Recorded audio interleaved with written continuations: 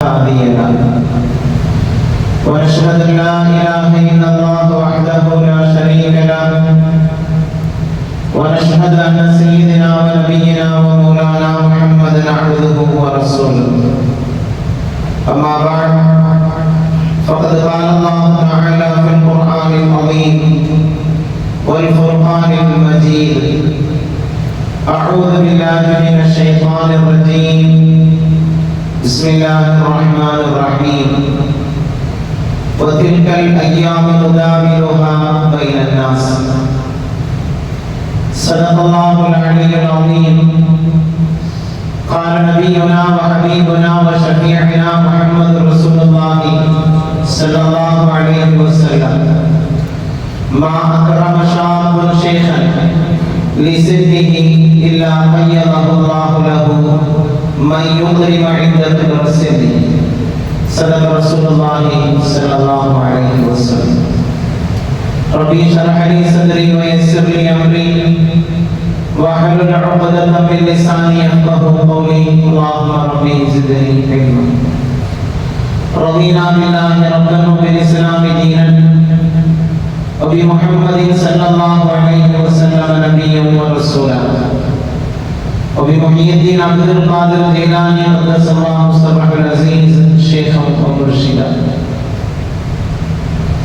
எல்லா புகழும் இந்த உலகத்தை படைத்து பரிபாலிக்கிற எல்லாம் வல்ல இறைவன் அல்லாஹ் ஒருவனுக்கே உரித்தாவதாக. அவருடைய சாந்தியும் சமாதானமும் என்றென்றும் நம் உயிரிலும் மேலான கண்மணி நாயகம் ஸல்லல்லாஹு அலைஹி வஸல்லம் அவர்கள் மீதும் அவர்களை பின்பற்றிய உத்தம சத்திய சஹாபாக்கள் தாபிஈன்கள் தபஅ தாபிஈன்கள் நாதாக்கள் நல்லடியார்கள் குறிப்பாக இங்கே வருகின்றிருக்கக்கூடிய நம் அனைவர்கள் மீதும் இனி வர இருப்பவர்கள் மீதும் நம்முடைய குடும்பத்தார்கள் மீதும் அல்லாஹ்வின் சாந்தியும் சமாதானமும் என்றென்றும் குன்றாமல் குறையாமல் நிலைநில வேண்டுமாக. அல்லாஹ் நம் மீது கடமையாக்கிய ஒரு ஃபர்தான அமலை நிறைவேற்ற வேண்டும் என்கிற நல்ல சிந்தனையோடு நாம் எல்லாம் இங்கே வருகை தந்திருக்கிறோம். வல்லவன் அல்லாஹ் நம்முடைய வருகைகளை கபூல் செய்தருள் புரிவானாக. வாழும் காலமெல்லாம் ஆரோக்கியத்தை நசீபாக்கி அருள் புரிவானாக. என்றென்றும் அவனுக்கு நன்றி செலுத்தி வாழுகிற நல்ல வாழ்க்கையை நசீபாக்கி அருள் புரிவானாக. உலகத்தினுடைய எல்லா பாகத்திலும் வாழுகிற இஸ்லாமிய சொந்தங்களுடைய வாழ்வாதாரத்தை சீர்படுத்தி அருள் புரிவானாக. குறிப்பாக மீண்டு கொண்டிருக்கிற பலஸ்தீன் மக்களுடைய வாழ்க்கை அல்லாஹ் செழிப்பாக்கி அருள் புரிவானாக. நிம்மதியான ஒரு வாழ்க்கை அல்லாஹ் அவர்களுக்கு நிரந்தரமாக அருள்வானாக. நம் நாட்டிலும் ஷரியத்தை பின்பற்றிய காலம் வாழுகிற நல்ல தௌஃபீகை நசீபாக்கி அருள் புரிவானாக. சங்கைக்குரிய அல்லாஹ்வின் நல்லடியார்களே,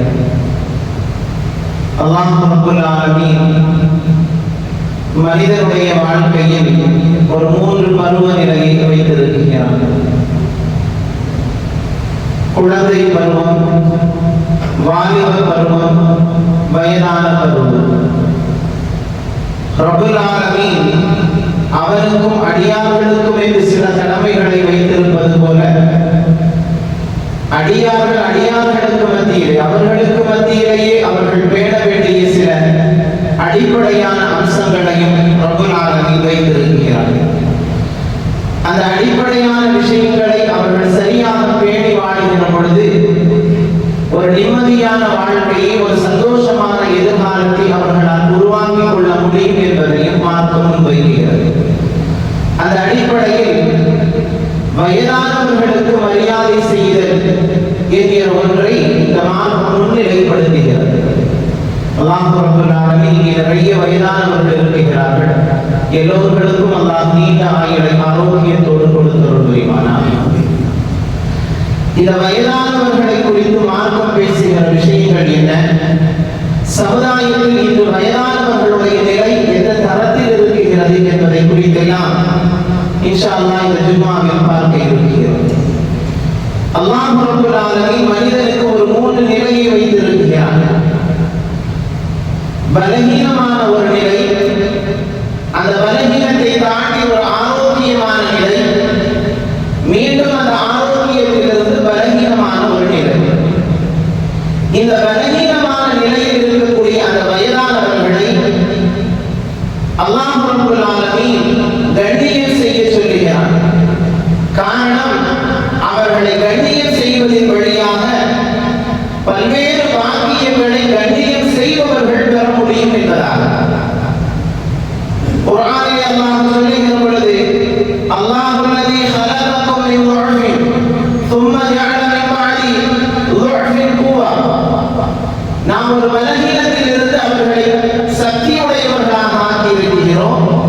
அந்த சக்தியிலிருந்து மீண்டும் அவர்களுக்கு பலகீனத்தை வழங்கி இருக்கிறோம். ஆகவே இந்த பலகீனமான நிலையில் இருப்பவர்களை ஆரோக்கியமான நிலையில் இருப்பவர்கள் மரியாதையோடும் கண்ணியத்தோடும் அவர்களை பார்க்கட்டும் என்பதாக. ஆகவே நம்முடைய சமுதாயத்தில் இன்று பலகீனமானவர்கள், வயதானவர்கள் இருப்பது என்பதே மிகப்பெரிய பாக்கியம். காரணம், ஒரு இளம் வயது மரணங்கள் ஏராளமாக சமுதாயம் சந்திக்கிற காலம். ஆகவே குடும்பத்தில் வயதானவர்கள் இருக்கிறார்கள் என்றால் அந்த வயதானவர்களை எவ்வளவு தூரம் கண்ணியத்தோடு பராமரிக்க வேண்டும் என்பதை மார்க்கம் மிக தெளிவாக முன்வைத்து நமக்கு பேசுகிறது. காரணம், வயதான காலத்தில் அவர்கள் சென்றடைந்து விட்டார்கள் என்று சொன்னால் அவர்களுடைய நடைகள் பலகீனமாகி விடுகிறது, பேச்சுக்கள் பலகீனமாகி விடுகிறது, அவர்களுடைய செயல்பாடுகள் அத்தனையும் பலகீனமாகி விடுகிறது. ஒரு குழந்தையை போன்று எப்படி ஒரு குழந்தையை எல்லா விதமான பலகீனங்களில் இருந்தும் ஒரு தாய் தந்தையர்கள் பாதுகாப்பார்களோ, அதுபோன்று வயதான நிலைக்கு சென்றுவிட்ட அந்த முதியவர்களை ஆரோக்கியத்தோடு இருப்பவர்கள் பாதுகாக்க வேண்டும். காரணம், உங்களை பெற்றெடுத்தவர்களாக இருக்கலாம் அல்லது உங்களுடைய குடும்பத்தை சார்ந்த பெரியவர்களாக இருக்கலாம். ஏதாவது ஒரு அம்சத்தில் ஒவ்வொருவருடைய குடும்பத்திலும் ஒரு பெரியவர்கள் நிச்சயமாக இருப்பார்கள். அந்த வயதானவர்களை எந்த கட்டத்திலும் உதாசீனப்படுத்த கூடாது என்பதை மார்க்கம் மிக தெளிவாக முன்வைக்கிறது. ஒரு 33 வயது வரையிலும் வளர்ச்சிக்கான பருவம், ஒரு 40 வயது வரையிலும் அது நிதானத்தோடு செல்லும். 40 வயதை தாண்டுகிற பொழுது மீண்டும் பலகீனத்தை, தளர்வுகளை நோக்கி பயணிக்கும். இதுதான் மனிதனுடைய இயல்பு. இதை தாண்டி எல்லா காலமும் எல்லோரும் ஆரோக்கியமாக இருந்துவிடும் நிலை கிடையாது. ஆனாலும் தங்களை வாலிபர்கள் போல் காட்டிக் கொள்வதற்காக வேண்டி பல்வேறு மேற்கொள்களை சமகாலத்தில் செய்கிறார்கள். ஆனாலும் அல்லாஹ் ரப்பல் ஆலமீன் பலகீனம் என்பது மனிதனுக்கு இயல்பானது, அது அவனுக்கு வந்தே தீரும் என்பதை ரப்பல் ஆலமீன் குர்ஆனில் மிக தெளிவாக சொல்கிறார். நீங்கள் எதை கொண்டு மறைத்து கொண்டாலும் உங்களுடைய உடல்நிலை பலகீனத்தை நோக்கி பயணிக்கும் என்பதாக. ஆகவே இந்த வயதான காலத்தில் சென்றடைந்தவர்களை, ஆரோக்கியம் மிக்கவர்களாக இருப்பவர்கள் மிகுந்த கண்ணியத்தோடு அவர்களை பராமரிக்க வேண்டும் என்பதாக. அலட்சியம் போக்கு கூடாது என்பதை மார்க்கம் மிக தெளிவாக முன்வைக்கிறது. இதில் தாய் தந்தையர்கள் என்பது வேறு விதமான சப்ஜெக்ட். இங்கு ஒரு முதியவர்களை குறித்து நாம் பேசுகிறோம். வயதானவர்கள் சமுதாயத்தில் இருக்கிறார்கள் என்று சொன்னால் அந்த பெரியவர்களை கண்காணிப்பது மிக முக்கியமாக சமுதாயத்தில் இன்று குறைந்து வருகிறது. வீட்டிலே ஒரு வயதானவர்கள் இருக்கின்றார்கள் என்று சொன்னால் பலர்களும் அவர்களுடைய நிலை என்ன, அவர்களுடைய மனநிலை என்பது என்ன என்பதை தாண்டி அவர்களை ரேஷன் கடைகளுக்கு அனுப்புவதும், அவர்களுடைய பேர் குழந்தைகளை ஸ்கூலுக்கு கொண்டு விட்டு கூட்டி வருவதும் ஒரு தொழிலாக, ஒரு வேலையாக அவர்களுக்கு கொடுத்திருக்கிறார்கள் சமுதாயத்தில். ஆனால் அதை செய்வதற்கு அவர்களால் முடியுமா என்பது கூட பலர்களும் யோசிக்க தவறுகிறார்கள். ஆனால் ஒரு குடும்பத்தில் இருக்கக்கூடிய பெரியவர்கள் என்பவர்கள் பேணி பாதுகாக்கப்பட வேண்டியவர்கள், அவர்கள் கண்ணியம் செய்யப்பட வேண்டியவர்கள். அவர்களை உதாசீனப்படுத்துவதற்கு மார்க்கம் எக்காலத்திலும் அனுமதி அளிக்கவில்லை என்பதை இங்கே நான் நன்கு விளங்க வேண்டும். நான் ஏற்கனவே சொன்னேன் அல்லவா, சமகாலம் என்பது ஒரு இளம் வயதுடைய மரணங்கள் அதிகமாக சந்திக்கிற காலம். ஆனால் அப்படி ஒரு இளம் மரணங்கள் ஏற்படாமல் இருக்க வேண்டுமானால் மார்க்கம் முன்வைக்கிற மிக முக்கியமான அம்சம், வயதானவர்களை நீங்கள் கண்ணியப்படுத்துங்கள் என்பதாக. வயதானவர்களை நீங்கள் கண்ணியப்படுத்துங்கள் என்பதாக மார்க்கம் சொல்கிறது. இப்னு அப்பாஸ் ரலியல்லாஹு தஆலா அவர்களுடைய மாணவர் இக்ரிமா ரலியல்லாஹு தஆலா அவர்கள் பதிவு செய்வார்கள். அவர்கள் பதிவு செய்கிற பொழுது, உங்களுடைய வயதானவர்களை நீங்கள் கண்ணியம் செய்து நீங்கள் வாழ்க்கையை நகர்த்தினால் உங்களுக்கு கிடைக்கப் பெறுகிற நன்மை என்னவென்று சொன்னால் ஒரு நீண்ட ஆயுளை நீங்கள் பெற முடியும் என்பதாக. அது மட்டுமல்லாமல் ஒரு நீண்ட ஆயுள் உங்களுக்கு வேண்டும் என்று சொன்னால் திலாவத்துல் குர்ஆனை நீங்கள் அதிகப்படுத்துங்கள் என்பதாக இக்ரிமா ரலியல்லாஹு தஆலா அவர்கள் பதிவு செய்வார்கள். குர்ஆனோடு தொடர்பு சமுதாயத்தில் இன்று எவ்வளவு வலிமையாக இருக்கின்றது அல்லது தேய்ந்து இருக்கின்றது என்பது உங்கள் எல்லோருக்கும் தெரியும். ஒரு ரமலானுடைய காலம் அல்லது வீட்டில் ஏதாவது மரணங்கள் இது மாதிரியான சூழ்நிலைகள் வருகின்ற பொழுதுதான் குர்ஆனோடும் நமக்குமான தொடர்பு அதிகரிக்கிறது. ஆனால் ஒரு நீண்ட ஆயுளை நீங்கள் ஆபியத்தோடு பெற வேண்டுமானால் திலாவத்துல் குர்ஆன் மிக முக்கியமான அம்சம் என்பதை மாற்றம் முன்வைக்கிறது. எல்லோரும் நீண்ட ஆயுளை ஆசிக்கிறோம். பெருமானார் ஸல்லல்லாஹு அலைஹி வஸல்லம் அவர்கள் நீண்ட ஆயுளுக்காக துஆ செய்து இருக்கிறார்கள். அந்த வாழ்க்கை என்பது மிக ஆபியத்தோடு கிடைக்க வேண்டும். பலகீனத்தோடு கிடைப்பது பாக்கியம் அல்ல. நீண்ட ஆயுள் பெற வேண்டும், அது ஆபியத்தோடு பெற வேண்டும்.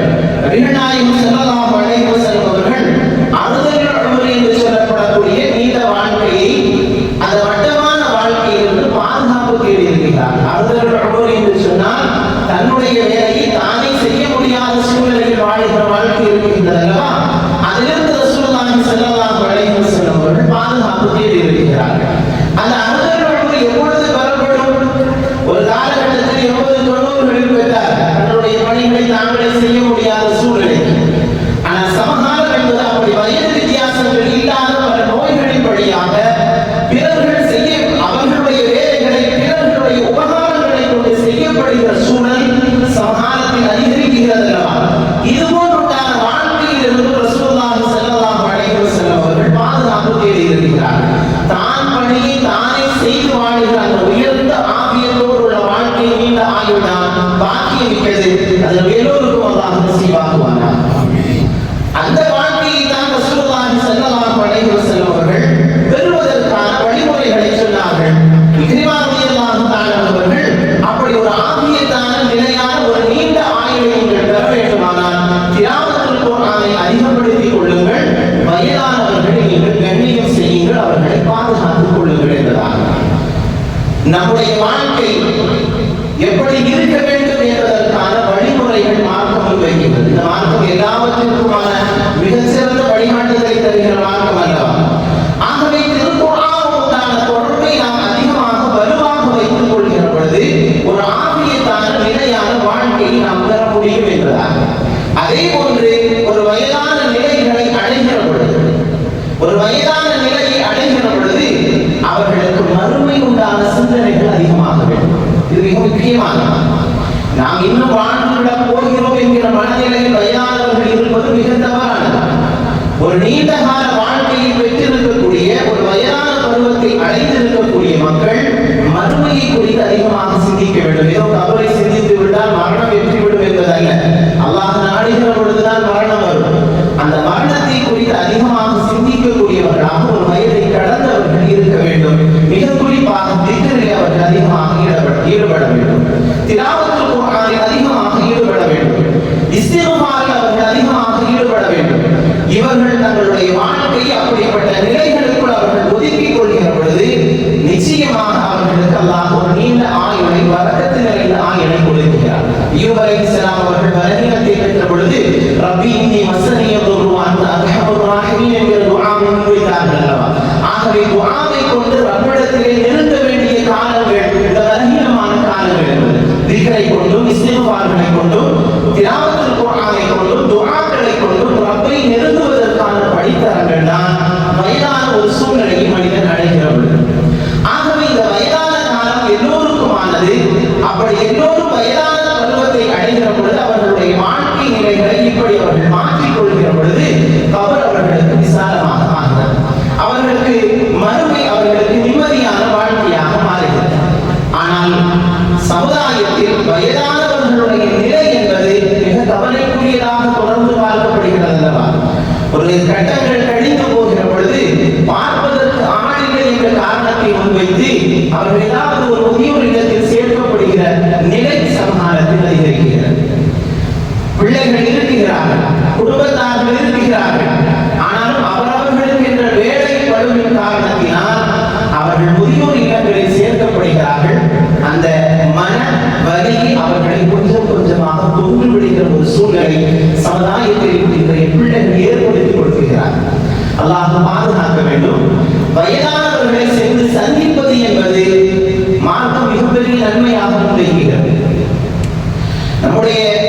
சமுதாயத்தில் அல்லது மஹல்லாக்களில் தினந்தோறும் சந்திக்கிற ஒரு வயதானவரை சந்திக்க முடியவில்லை என்றால் அவருடைய நிலை என்னவென்று அவரை குறித்து விசாரிக்க வேண்டும், அவரை சென்று பார்க்க வேண்டும்.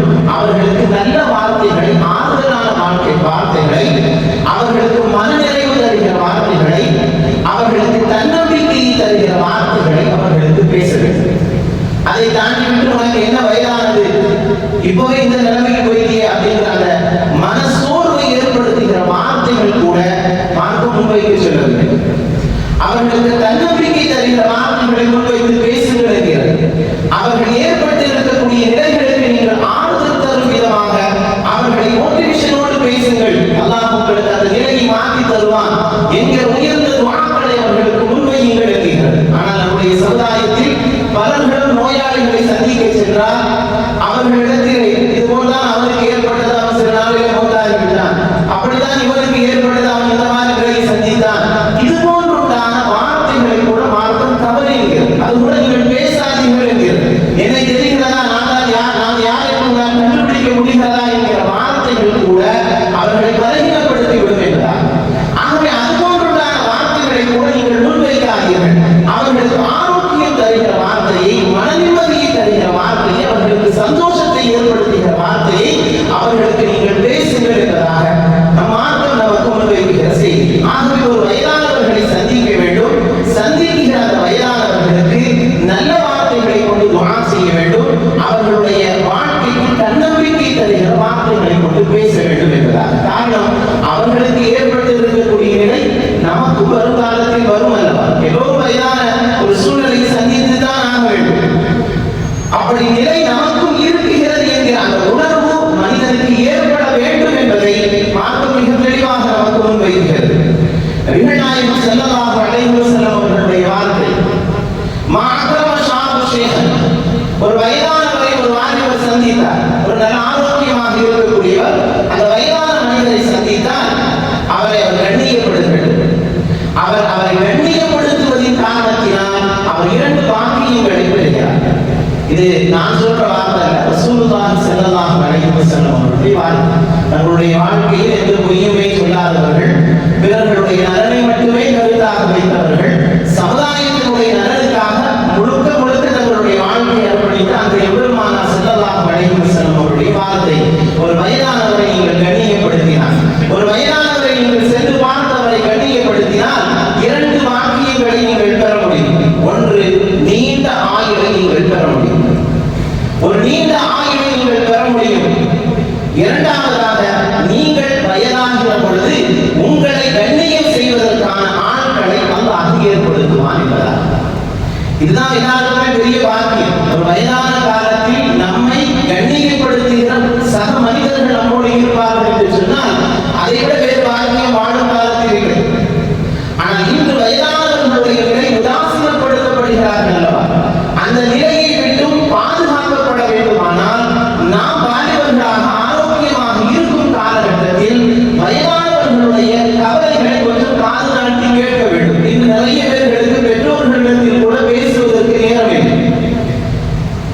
எப்படி இருக்கிறீர்கள் என்கிற வார்த்தையோடு, சாப்பிட்டீர்களா என்கிற வார்த்தையோடு அவர்கள் போன் கட் செய்து விடுகிற ஒரு சூழல். எல்லோரும் ஒரு பிஸியான நிலையை வாழ்கிறோம் என்பதாக போலியான வாழ்க்கையை வாழ்கிறார்கள். ஆனால் பெற்றோர்களோடு நீங்கள் அதிகமாக நேரம் செலவழிங்கள் என்பதாக சொல்லப்படுகிறது. வயதானவர்களுடைய நிலை என்பதை சிறு குழந்தைகள் போல் அவர்கள் மாறிவிடுகிறார்கள். திரும்ப திரும்ப குழந்தைகளுடைய பண்பு என்ன? சொன்ன விஷயத்தையே திரும்ப திரும்ப சொல்லும், கேட்கிற விஷயத்தையே திரும்ப திரும்ப கேட்கும். இதுதான் ஒரு வயதானவர்களுடைய நிலை. ஆகவே அவர்கள் திரும்ப திரும்ப கேட்கின்ற பொழுது கூட சுமையில் என்கிற வார்த்தையை கூட நீங்கள் உங்களுடைய பெற்றோர்களை பார்த்து அல்லது வயதானவர்களை பார்த்து நீங்கள் சொல்லக்கூடாது என்கிறது மார்க்கம். அந்த சுமையிங்கிற வார்த்தை கூட பேராபத்தில் விளைவிக்கும் என்கிறது. ஆகவே நம்முடைய பெற்றோர்களாக இருந்தாலும் சரி, வயதானவர்களாக குடும்பத்தில் இருக்கக்கூடியவர்களாக இருந்தாலும் சரி, அவர்கள் சொல்லுகிற செய்தி சரியோ தவறோ அது கொஞ்சம் காட்டுதலுக்கு கேட்கப்பட வேண்டும் என்பதாக மார்க்கம் முன்வைக்கிறது. எம்பெருமானார் ஸல்லல்லாஹு அலைஹி வஸல்லம் அவர்கள் சொல்லுகிற வார்த்தை, ஜிப்ரீல் அலைஹிஸ்ஸலாம் அவர்கள் எனக்கு சொன்னார்கள், அல் முகத்திமுல் அகாபிர், நீங்கள் பெரியவர்களை எல்லா விஷயத்திலும் முற்படுத்துங்கள் என்பதாக ஜிப்ரீல் அலைஹிஸ்ஸலாம் அவர்கள் எனக்கு சொன்னார்கள் என்பதாக. பெரிய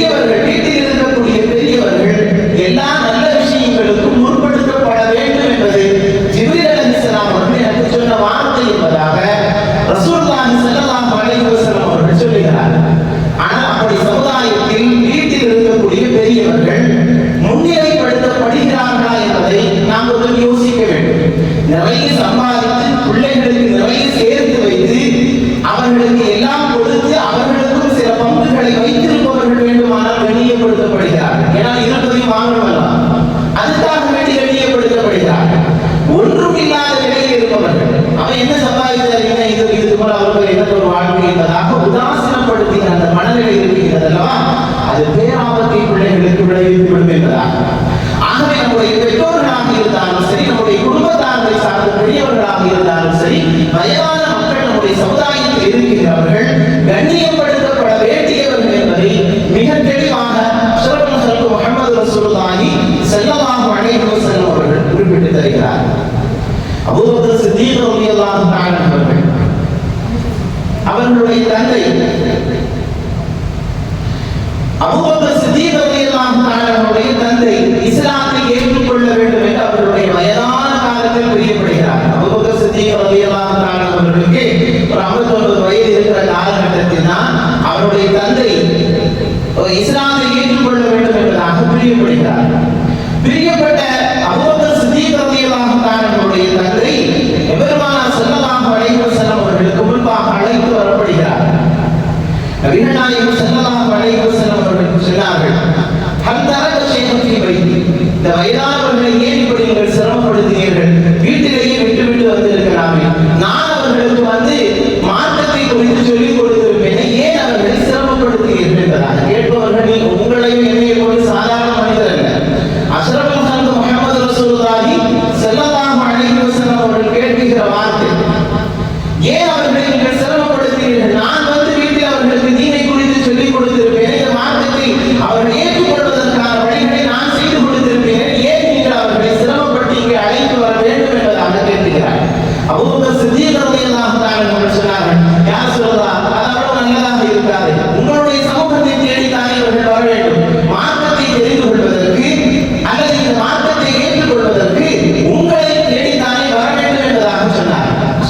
முஹம்மது ரசூலுல்லாஹி ஸல்லல்லாஹு அலைஹி வஸல்லம் அவர்கள் அடுத்த வார்த்தை சொல்கிறார்கள், ஹல் தன்சுரூன வ தன்சுரூன இல்லா பி உஃபாயிக்கும், பலஹீனமானவர்களை கண்ணியம் செய்யாமல் உங்களுக்கு ரிஸ்க் விசாலப்படும் என்று எண்ணுகிறீர்களா, உங்களுக்கான உதவி கிடைக்கும் என்று நீங்கள் கருதுகிறீர்களா, நிச்சயமாக கிடைக்காது.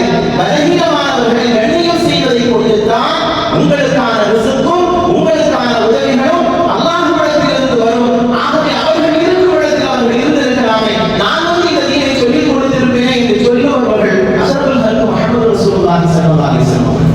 ஆகவே பெரியவர்கள் என்பவர்கள் எவ்வளவு ஒரு கண்ணியத்தோடு பார்க்கப்பட வேண்டியவர்கள் என்பதை இங்கே நாம் விளங்க வேண்டும். ரசூலுல்லாஹி ஸல்லல்லாஹு அலைஹி வஸல்லம் அவர்கள் அந்த வார்த்தையை முன்வைக்கிறார், உங்களுக்கான உபகாரங்களும் உதவிகளும் ரிஸ்க்கும் எல்லாம் கிடைக்கப் பெறுவதற்கு மிக முக்கியமான காரணம் உங்களுடைய குடும்பத்தை சார்ந்த பலகீனமானவர்கள் தான். அந்த வயதானவர்களை கொண்டுதான் உங்களுக்கான ரிஸ்க் என்பதாக. இன்று பிள்ளைகள் லட்சங்களை சம்பாதிக்கிற பொழுது தன்னுடைய திறமையை கொண்டு சம்பாதிக்கிறோம் என்பதாக ஒரு கர்வத்தோடு இருக்கிறார்கள். இந்த கர்வம் மிக ஆபத்தானது என்பதை மார்க்கம் வைக்கிறது. அதை பெற்று தருவதற்கு ஏதாவது ஒரு கட்டத்தினுடைய தாய் தந்தையர்களுடைய துஆவுக்கு உபகாரப்பட்டிருக்கும். அவர்களுடைய வளர்ப்பின் அம்சம்தான், அவர்களுடைய துஆவின் பிரதிபலன் தான் உனக்கு இப்படிப்பட்ட ரிஸ்க்குக்கான ஒரு உயர்ந்த வாழ்க்கையை அல்லாஹ் தந்திருப்பான். ஆகவே அந்த பெற்றோர்களை நீங்கள் கண்ணியம் செய்யாமல் உங்களுக்கான உயர்வு இல்லை, உங்களுக்கான ரிஸ்க் இல்லை, உங்களுக்கான உபகாரம் இல்லை என்பதை ரசூலுல்லாஹி ஸல்லல்லாஹு அலைஹி வஸல்லம் அவர்கள் முன்வைக்கிறார். ஆகவே பெரியோர்கள் என்பவர்கள் எல்லா கட்டத்திலும் கண்ணியம் செய்யப்பட வேண்டியவர்கள். சில நேரங்களில் அவர்களுக்கு காலை வைக்காமல் போகலாம், அவர்கள் பேசுகிற வார்த்தையை நம்மால் விளங்கிக் கொள்ள முடியாமல் இருக்கலாம், அவர்களுடைய பலகீனங்களை புரிந்து கொண்டு அவர்களுக்கு தோதுவாக நாம் பணிபடை செய்யக்கூடியவர்களாக இருக்க வேண்டும் என்பதை மார்க்கம் மிக முக்கியமாக முன்வைக்கிறது. ஆகவே ஏதோ அவர்களை கவனிக்கிறோம் என்கிற பெயரில் பார்க்கப்படுகிறதை தவிர மார்க்கம் சொல்லுகிற அம்சத்தில் நம்முடைய குடும்பத்தில் இருக்கக்கூடிய பெரியவர்கள் கவனிக்கப்படுகிறார்களா என்பதை நாம் ஒவ்வொருவரும் யோசிக்க கடமைப்பட்டிருக்கிறோம். சங்கைக்குரியவர்கள், இந்த உலகம் இயங்குவதற்கான மிக முக்கியமான காரணம் ரசூலுல்லாஹி ஸல்லல்லாஹு அலைஹி வஸல்லம் அவர்கள் சொல்லுவார்கள், கூன் விழுந்த கிழவர்களும் பால் குடிக்கிற பிள்ளைகளும் இல்லை என்று சொன்னால் இந்த உலகம் அழிந்து போகும் என்பதாக. கூன் விழுந்த கிழவர்களும் பால் குடிக்கிற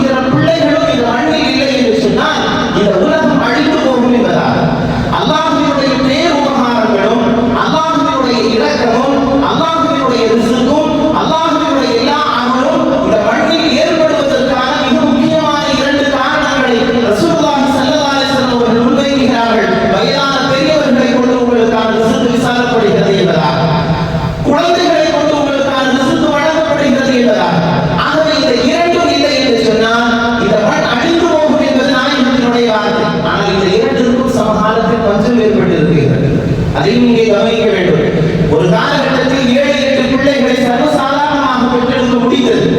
ஆனால் இன்று ஒன்றை பெற்றெடுப்பதை பெரும் போராட்டங்களாக இளைய தம்பதிகளுக்கு மாறி இருக்கிறது. வீட்டில் இருக்கக்கூடிய வயதானவர்கள் என்பது விரல் வெட்டி எண்ணும் அளவிற்கு மிக சொற்பமான வீடுகளில் தான் வயதானவர்கள் இருக்கிறார்கள். ஆகவே இந்த இரண்டும் குறைந்து வருகிற பொழுது இந்த மண் அழிந்து போவதற்கான காரணங்களாக இந்த இரண்டும் அமையும் என்று சொன்னால் இந்த இரண்டும் எவ்வளவு தூரம் பாதுகாக்கப்பட வேண்டியது என்பதை நாம் இங்கே யோசிக்க வேண்டும். நாம் உதாசீனப்படுத்துகிறோம். நாம் அதை ஏதோ ஒரு உதவியத்துக்கு போன்று கருதுகிறோம். இவர்களை கொண்டு எந்த உபகாரமும் இல்லை என்பதாக எண்ணுகிறோம். ஆனால் நபிகள் நாயகம் ஸல்லல்லாஹு அலைஹி வஸல்லம் அவருடைய வார்த்தை அவர்களை கொண்டுதான் உங்களுக்கான ரிஸ்க் என்பதாக, அவர்களை கொண்டுதான் ரப்பினுடைய உதவி உங்களுக்கு என்பதாக. ஆகவே பெரியவர்களை எக்காலத்திலும் மதித்து வாழுகிற பண்பு என்பது மிக சாதாரணமானது அல்ல. ஆகவே அவர்களை மிக கண்ணியத்தோடு பார்க்கக்கூடியவர்களாக நாம் இருக்க வேண்டும். அவர்களை எப்பொழுதும் நாம் மிக கனிவோடு நடத்தக்கூடியவர்களாக இருக்க வேண்டும் என்பதை இங்கே நாம் கவனிக்க வேண்டும். உமர் இப்னு கத்தாப் ரலியல்லாஹு தஆலா அவர்கள் ஹஜ்ரல் அஸ்வத் கல்லை முற்றுவதற்காக வேண்டி மிக கடுமையான நெருக்கடியாக இருக்கும் அந்த கூட்டத்தின் நெரிசலில் அவர்கள் உள்ளே செல்கிறார்கள். எபெருமானார் ஸல்லல்லாஹு அலைஹி வஸல்லம் அவர்கள் காட்சியை பார்க்கிறார். பார்த்த நாயகம் ஸல்லல்லாஹு அலைஹி வஸல்லம் அவர்கள் உமர் ரலியல்லாஹு தஆலா அவர்களை அழைத்து கேட்டார்கள், இன்னக கபீர் அஸீஸ், நீங்கள் மிக ஆரோக்கியமான மனிதர் அல்லவா, நீங்கள் ஏன் இதற்குள் நுழைகிறீர்கள்? காரணம் அங்கே வயதானவர்கள் இருக்கிறார்கள். நீங்கள் உள்ளே நுழைந்தால் நீங்கள் ஹஜ்ரல் அஸ்வத் கல்லை முட்டுவதற்கு நீங்கள் பெற்றுக் கொள்வீர்கள், அது சாத்தியமாகிவிடும். ஆனால் பலவீனமானவர்கள் அங்கு ஒதுக்கப்படுவார்கள், நீங்கள் ஏன் அந்த காரியத்தை செய்கிறீர்கள் என்பதாக நபிகள் நாயகம் ஸல்லல்லாஹு அலைஹி வஸல்லம் அவர்கள் சொல்லிவிட்டு, நீங்கள் அந்த ஹஜ்ரல் அஸ்வத் கல்லை நீங்கள் முன்னோக்குங்கள், நீங்கள் கையை உயர்த்தி கொண்டு தக்பீர் சொல்லி முத்தமிட்டுக் கொள்ளுங்கள், ஹஜ்ரல் அஸ்வத்துடைய கல்லை முத்தியதற்கான பிரதிபலனை நீங்கள் பெற முடியும். உம்ராஹத்துக்கு சென்றவர்களுக்கு இது போன்றுள்ள வழிகாட்டுதல்கள் தரப்பட்டிருக்கும். ஆகவே நீங்கள் அறிந்திருப்பீர்கள். ஆகவே இந்த வழிமுறை எங்கே உருவாகிறது? உமர் இப்னு கத்தாப் ரலியல்லாஹு தஆலா அவர்கள் நெருக்கடியான ஒரு கூட்டத்திற்கு இடையில் நுழைந்து ஹஜ்ரல் அஸ்வத் கல்லை முத்தமிடுவதற்கு அவர்கள் முன்னோக்குகிற பொழுது ரசூலுல்லாஹி ஸல்லல்லாஹு அலைஹி வஸல்லம் அவர்கள், நீங்கள் ஆரோக்கியமான மனிதர், நீங்கள் அதற்கு இடையிலே சென்று அந்த பலவீனமானவர்களை நீங்கள் இன்னும் போரம் பெற்றி விட வேண்டாம், நீங்கள் அந்த சவாலை பெறுவதற்கு இந்த வழி போதும் என்பதாக நாயகம் ஸல்லல்லாஹு அலைஹி வஸல்லம் அவர்கள் சொல்லிக் கொடுக்கிறார்கள் என்றால் ஹஜ்ரல் அஸ்வத் கல்லை முத்தமிடுவது என்பது மிக வாக்கியமானது. அந்த வாக்கியமான ஒரு அமலை கூட பெரியவர்களுக்காக விட்டுக் கொடுக்க நாயகம் ஸல்லல்லாஹு அலைஹி வஸல்லம் அவர்கள் சொல்லுகிறார்கள். அப்படியானால் பெரியவர்கள் எவ்வளவு தூரம் மதிக்கப்பட வேண்டியவர்கள், கண்ணியம் செய்யப்பட வேண்டியவர்கள் என்பதை இங்கே இருக்கக்கூடிய ஒவ்வொருவரும் விளங்க வேண்டும். நபிகள் நாயகம் ஸல்லல்லாஹு அலைஹி வஸல்லம் அவர்கள் மிக கனிவான வார்த்தைகளை கொண்டு அவர்களிடத்தில் பேசுங்கள் என்பதாக சொன்னார். குர்ஆன் அந்த வார்த்தையில் வைக்கும் கௌலம் கரீமா, நீங்கள் கண்ணியமான வார்த்தையை உங்களுடைய பெரியவர்களிடத்தில், பெற்றோர்களிடத்தில் பேசுங்கள், சந்தையான வார்த்தையை பேசுங்கள் என்பதாக, சீயங்கிற வார்த்தையை நீங்கள் உபயோகிக்க வேண்டாம் என்பதாக. ஆகவே இது போன்றுண்டான வார்த்தைகள் கூட நம்முடைய வாழ்க்கைக்கு பேராபத்துகளை தந்துவிடும் என்ற காரணத்தினால் நம் உயிரினும் மேலான கண்மணி நாயகம் ஸல்லல்லாஹு அலைஹி வஸல்லம் அவர்கள் மிக அற்புதமான வழிகாட்டுதல்களை தருகிறார்கள். பெரியவர்கள் என்பவர்கள் மதிக்கப்பட வேண்டியவர்கள், அவர்கள் முதியோர் இல்லங்களில் சேர்க்கப்பட வேண்டியவர்கள் அல்ல. ரோஜாவனம் போல இந்த இடங்களில் சேர்த்து ஏதாவது பணத்தை கொடுத்து சில நாட்கள் அங்கே வைத்து பராமரிக்க வேண்டியவர்கள் அல்ல. அவர்கள் உங்கள் கூட வைத்து பராமரிக்கப்பட வேண்டியவர்கள். அவர்களை நீங்கள் கண்ணியம் செய்வதன் வழியாக நீங்கள் பல்வேறு வாக்கியங்களை பெற முடியும் என்பதாக நபிகள் நாயகம் ஸல்லல்லாஹு அலைஹி வஸல்லம் அவர்கள் சொல்கிறார். அதே போன்றுதான் தொழுகை வைக்கிற பொழுது இமாமுக்கான ஒரு வார்த்தையாக நாயகம் சொல்லுகிற வார்த்தை, உங்களுடைய தொழுகைகளை கொஞ்சம் சுருக்கிக் கொள்ளுங்கள். காரணம், உங்களுக்கு பின்னால் பலகீனமானவர்கள் இருக்கக்கூடும். நீங்கள் தொழுகைகளை நீட்டுகிற பொழுது அது அவர்களுக்கு சுமையாக மாறிவிடும் என்று பெரியவர்களுக்கு இவ்வளவு வழிகாட்டுதல்களை நாயகம் ஸல்லல்லாஹு அலைஹி வஸல்லம் அவர்கள் தருகிறார்கள். அதே போன்றுதான் முடியாமல் இருக்கிற தன்னுடைய தந்தைக்காக வேண்டி ஹஜ் செய்யட்டுமா என்று ஒரு பெண்மணி நாயகம் ஸல்லல்லாஹு அலைஹி வஸல்லம் அவர்களிடத்தில் வந்து கேட்கிற பொழுது நபிகள் நாயகம் ஸல்லல்லாஹு அலைஹி வஸல்லம் அவர்கள் அவர்களுக்காக நீங்கள் ஹஜ் செய்யுங்கள் என்றார். அவர்கள் பலகீனமாக இருக்கிறார்கள், அவர்களுக்காக நீங்கள் நன்மை நாடி வாழ்ந்து